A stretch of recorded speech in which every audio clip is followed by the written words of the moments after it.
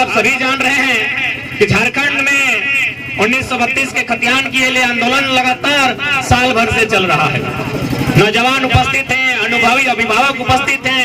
आज प्रत्येक व्यक्ति को इस तथ्य को समझना होगा कि आखिर आज इस राज्य में लड़ाई की आवश्यकता क्यों है। आज यदि हम लोग लड़ने के लिए सड़कों पर नहीं आते हैं और सड़कों से होकर सदन तक नहीं जाते हैं तो आने वाले 20 सालों में झारखंड का क्या नुकसान होगा, ये प्रत्येक नौजवान को, ये प्रत्येक झारखंडी आवाम को आज थोड़ा समझना होगा। आप देख सकते हैं यदि कोई ऊंची इमारत है, इस आसपास चढ़ के देखिए, जहां से आपको रांची और बोकारो के कुछ हिस्से नजर आते हैं तो देखने का प्रयास कीजिए। जितने भी बड़ी बड़ी इमारतें आपको दिखेंगी वह जमीनें तो झारखंडी की हैं, लेकिन इमारतें सबकी सब गैर झारखंडी की हैं। तो इसीलिए अगर आज नीति नहीं बनती है, आज अगर आप लोग नीति के लिए नहीं लड़ते हैं तो 20 सालों में मैं पूरे दावे के साथ कह सकता हूं, पूरे साल भर से मैं झारखंड में आंदोलन के लिए भ्रमण कर रहा हूं। गांव गांव, गली गली, लगभग 18 जिला, लगभग 125 ब्लॉक में जाने का काम किया हूं। जो स्थिति सामने है ये यही सामने है कि आने वाले 10 से 15-20 सालों में लगभग 10% झारखंड के लोग शरणार्थी हो जाएंगे। उदाहरण सामने है, आप ही का पूर्व जिला हजारीबाग, जो कभी रामगढ़ हजारीबाग गांव था, बड़का गांव का गोदलपुरा गांव।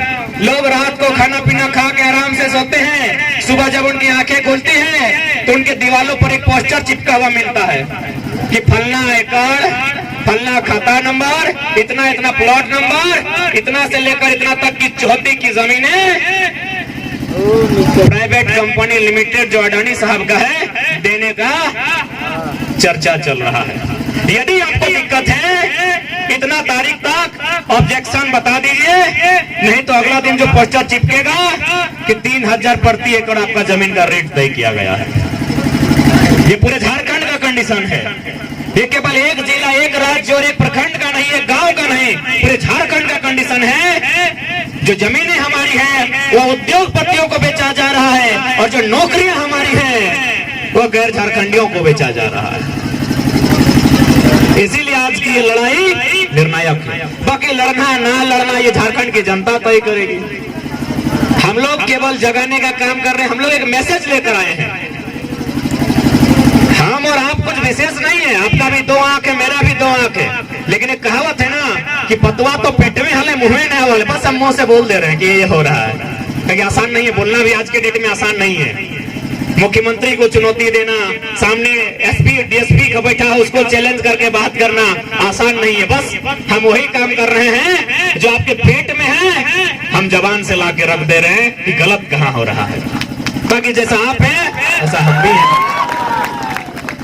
इसलिए आज प्रत्येक नौजवान को इस बात को समझना होगा, जो पढ़ने लिखने वाले छात्र हैं, आज जो यहाँ भाई लोग बहन लोग पुरस्कार जीत कर जाएंगे, आप किसी भी राज्य में चले जाइए, खेल स्पोर्ट्स कोटा के तहत उसके लिए नौकरियों में प्रावधान है, उसको बहुत तरह की फैसिलिटियां दी जाती है। लेकिन हमारे राज्य की क्या स्थिति आप देख सकते हैं।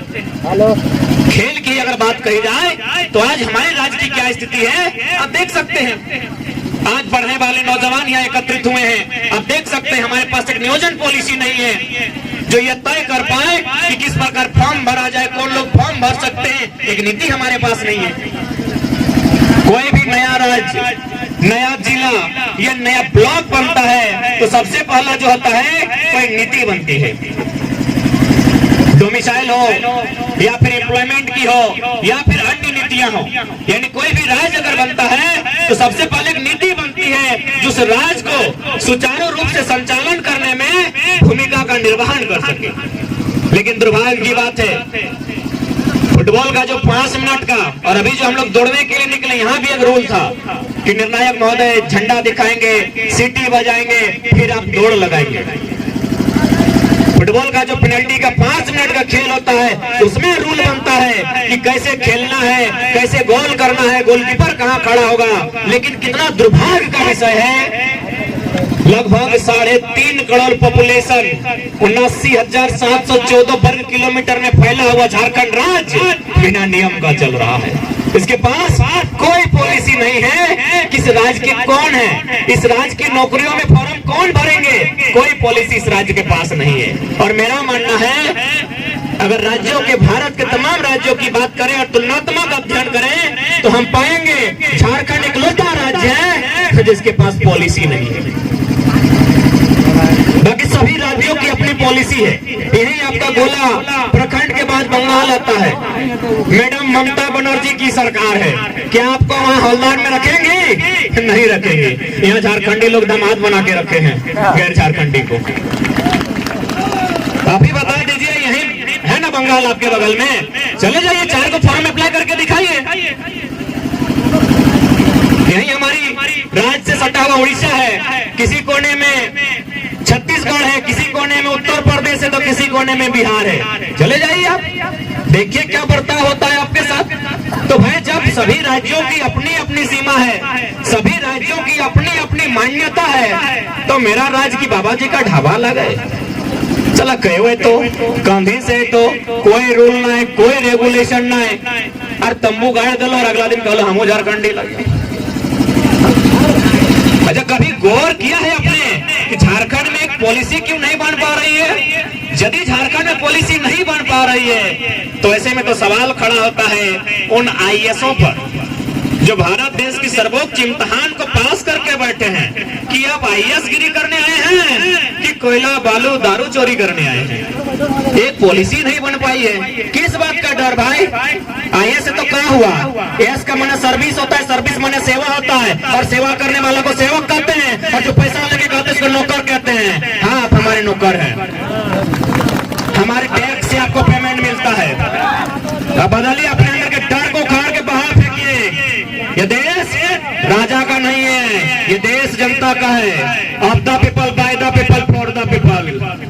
डर को बाहर फेंकिए। हमारे डरने की आदत ने, हमारे गिड़गिड़ाने की आदत ने हमारी ये दुर्दशा की है। क्यों नहीं सवाल खड़ा करेंगे? 22 साल के झारखंड में एक पॉलिसी नहीं बना पाए हैं। पॉलिसी बनाने का काम सेक्रेटरीट का होता है, जो मंत्री परिषद होते हैं उनके सलाहकार का काम होता है, और वो काम आईएएस के लोग देखते हैं। हम क्यों नहीं सवाल करेंगे कि आप यहाँ आईएएस बनने आए हैं या कोयला का सेटिंग करने आए हैं? ये तो बताना आपको। और आप तो बता दे रहे हैं, मैडम पूजा सिंघल तो बता दी 25 करोड़ लेके कि क्या करने आए हैं। हम कहाँ बता रहे हैं? हम कहाँ बता रहे हैं? और सब तो सब कह रहे हैं Pooja Singhal is not single. Single थोड़ी है। अरे हम नहीं कह रहे हैं, भले आज ये लोग पावर में है, सत्ता में है, कलेक्टर के पद में है, एक दिन आएगा सबका बही खाता खुलेगा और हमारे पास अंदरूनी आंकड़े हैं। जैसे जैसे समय बढ़ेगा और हम अपने आप को थोड़ा सा मजबूत पाएंगे, नाम ले लेके बता देंगे कि किस किस कलेक्टर का, डिप्टी कलेक्टर का दिल्ली में फ्लैट है, और उसका शुरुआत होता है 15 करोड़ से। सारा लिस्ट जमा करके रखे हैं, वेट एंड वॉच।